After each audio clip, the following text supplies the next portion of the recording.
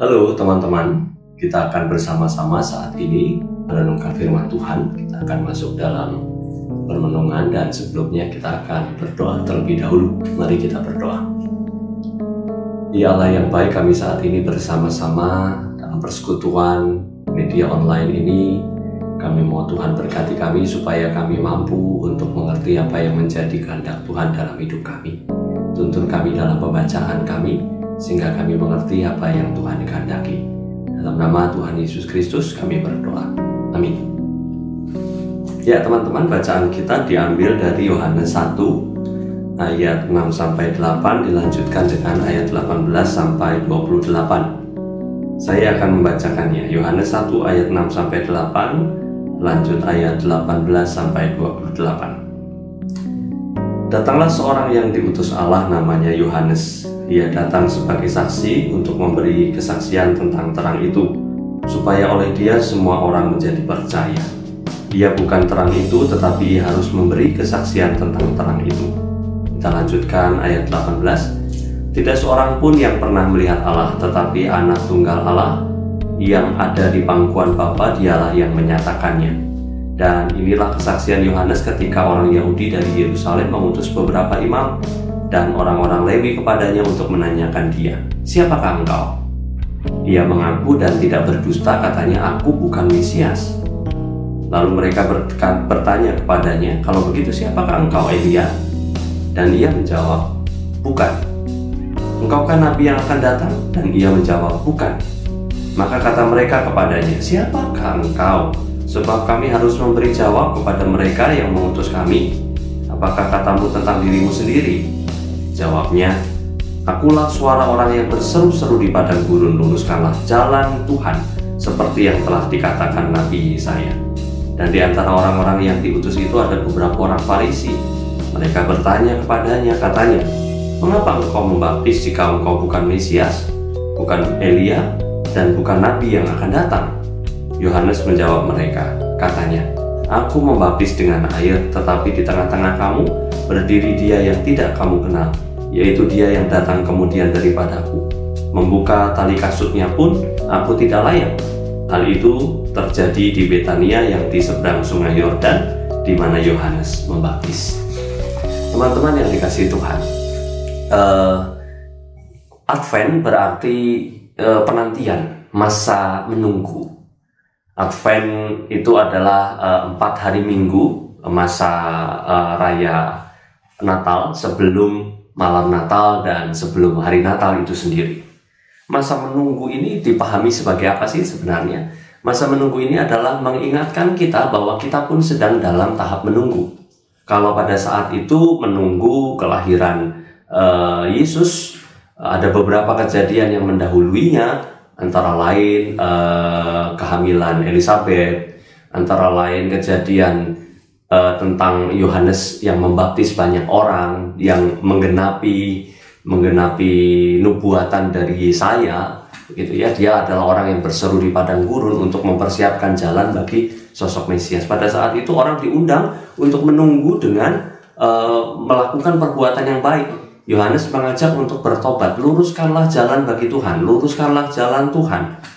Itu poin yang disampaikan oleh Yohanes. Apa maksudnya luruskanlah? Adalah siapkanlah dirimu untuk berjumpa dengan Mesias itu. Siapkanlah dirimu untuk berjumpa dengan Kristus. Siapkanlah dirimu dengan baik. Engkau lakukanlah pertobatan, engkau lakukanlah perubahan, engkau lakukanlah apa-apa yang dipandang baik untuk engkau perbuat di dalam Tuhan, lalu berilah dirimu dibaptis. Dibaptis berarti ada proses dari kotor menuju bersih. Air adalah simbol perubahan dari sesuatu yang sebelumnya kotor, sebelumnya yang tidak baik, menjadi bersih dan menjadi baik. Air adalah tanda pentahiran, tanda penyucian.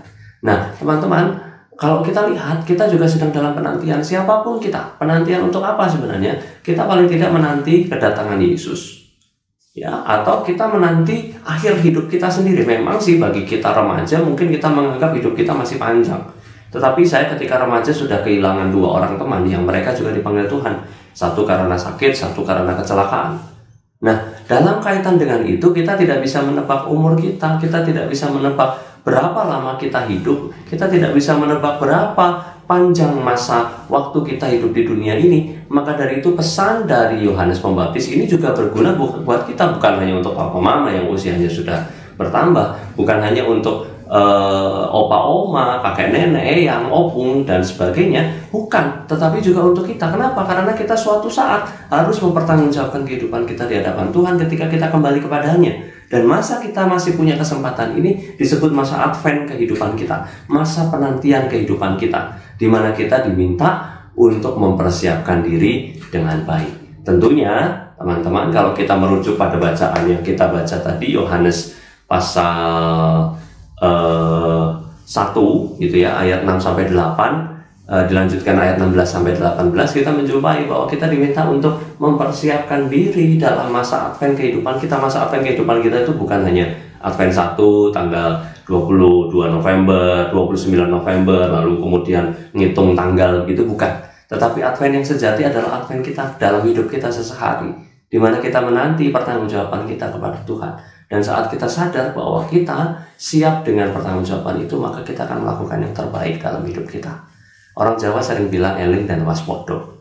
Eling itu artinya ingat, waspodo itu artinya waspada, berjaga-jaga, begitu ya.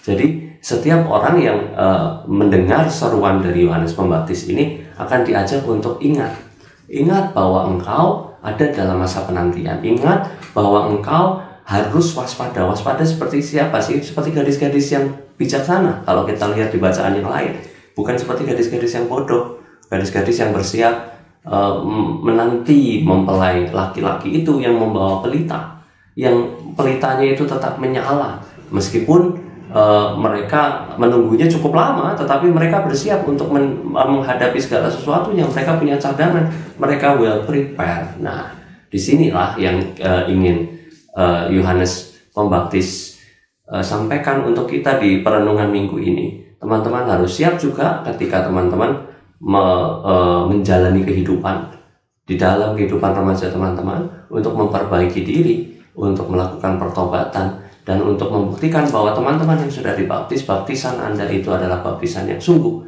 baptisan yang diiringi dengan kemauan untuk menjalankan kehidupan yang suci, yang kudus, yang lurus di dalam Tuhan. Caranya sebenarnya simpel sih. Berbuat baik terhadap sesama, bertanggung jawab, sekolah ya sekolah, gitu ya. Meskipun online, kita nggak boleh lebih malas. Bertanggung jawab itu bagian dari bagaimana kita hidup dalam pertobatan, memperbaiki diri. Kalau yang sebelumnya kita punya kebiasaan buruk, mari kita perbaiki. Memang mungkin itu sulit dan butuh waktu, saya sepakat.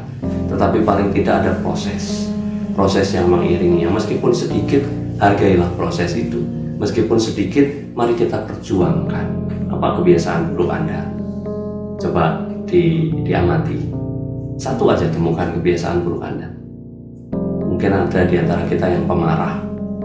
Mungkin ada di antara kita yang kurang bertanggung jawab dalam sekolah. Coba sebutkan yang lain. Satu saja. Temukan satu. Lalu hari ini Yohanes Pembaptis mengajak kita berjanji. Yuk, kita sama-sama benahi diri, melakukan perubahan, melakukan pertobatan, dan yuk, kita sama-sama siap untuk menghadap pertanggungjawaban kepada Tuhan itu dengan lebih baik. Temukan satu, rutinlah dengan satu. Kalau sudah mulai berjalan, temukan yang lain. Perubahan yang lain harus dijalankan. Ayo, lakukan siklus itu terus-menerus. Niscaya kehidupan Anda akan menjadi berarti, bukan hanya untuk orang lain, tetapi niscaya kehidupan Anda juga akan lebih berarti untuk diri sendiri. Selamat mempersiapkan diri dalam masa Advent ini. Hidup ini adalah masa Advent agung dalam kehidupan kita sebagai orang Kristen. Siapkanlah dirimu, bertobatlah, luruslah, dan perbaruilah hidupmu. Tuhan Yesus memberkati. Amin.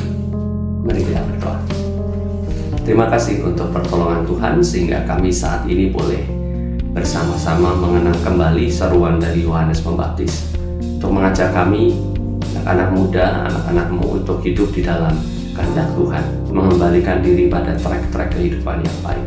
Memang butuh perjuangan Tuhan, memang mungkin kadang butuh hal-hal yang harus kami lakukan dengan sungguh dan susah payah, tetapi kami percaya itu semua akan mendatangkan kebaikan. Karena kami yakin di mana kami mencari kerajaan Allah dahulu, maka segala sesuatunya akan ditambahkan kepada kami.